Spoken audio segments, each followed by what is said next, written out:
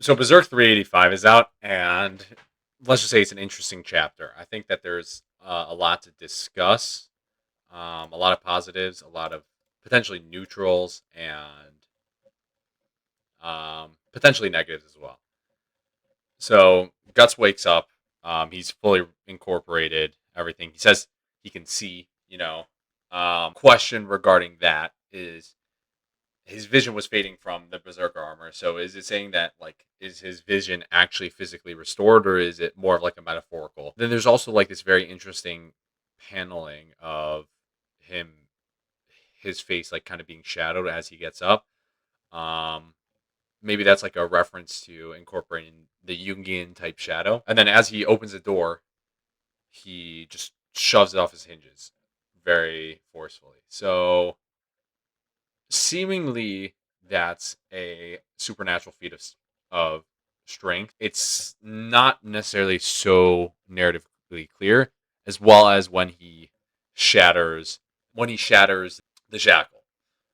So that's also seemingly a supernatural feat of strength, although it might be naturally possible. And then Puck sees them, says guts, whatever, yada yada yada.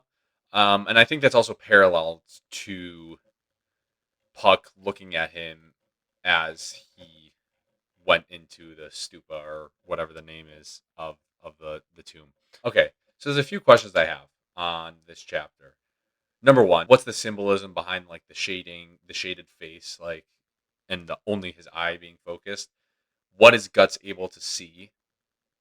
Is it metaphorically or is it physically? Why narratively was it necessary or why did it seem like he almost died initially? Like, obviously, yeah, he was in a lot of pain, a lot of mental torment, but it didn't seem like he was dead from 384. Does he actually have supernatural strength? And what's the symbolism of breaking the shackle? I think that the symbolism could literally be that he's just breaking the shackles of depression, but I think that there's also other ways to interpret it of breaking the shackles of causality, and I think that there's more to be said about that. Also, my last question is based on this chapter's resolutions of Guts seemingly getting this, extreme power. Does that mean that the narrative is going to be ending soon?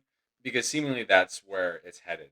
And I don't know if I'm really so happy about that. If that's where the narrative is heading, that's another question. But I feel like, Skull Knight needs to be explained more. Void needs to be explained more.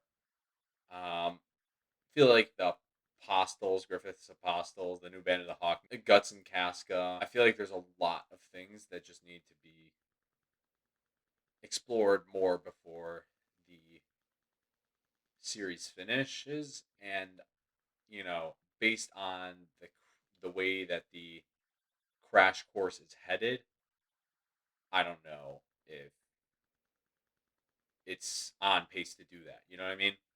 Also, Guts dynamic with Slam. That's also something else that I want to see. I mean, the rest of the the Godhead only Griffith, Void, and Slam matter. Like, who the heck is Conrad, anyways? Hey, if you like this video, I'm building an app for a manga reader. On it, you're gonna be able to ask questions in the community and see questions. Questions are gonna be algorithmically determined to be the best question for you. So if you like questions on symbolism, if you like questions on character motivations, if you like opinion questions, theories, they're all gonna be on there. You can either choose to skip questions, see answers, or answer a question yourself. If you choose to see answers or answer a question, AI is going to bucket how people respond into certain groups. Like 33% of people think this way, 33% of people think this way, etc. If this seems like something interesting to you, link to it is in my description.